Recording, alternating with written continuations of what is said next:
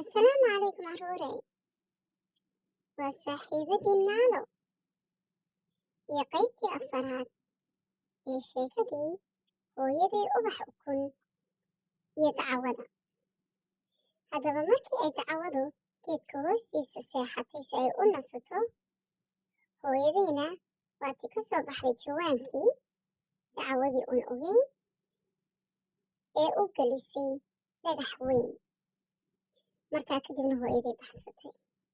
Haddaba dacwadii markii ay toostay waxay qaaday jawaankii, markaasay aragtay inuu sii cuslaaday. Way faraxday oo waxay tidhi, allaa dacwadii waxay ii dhashay ukun badan. Iminka ayaan hooyaday u geyn doonaa oo intay ku faraxdo ayay noo karin doontaa digaagadda iyo carruurteedaba.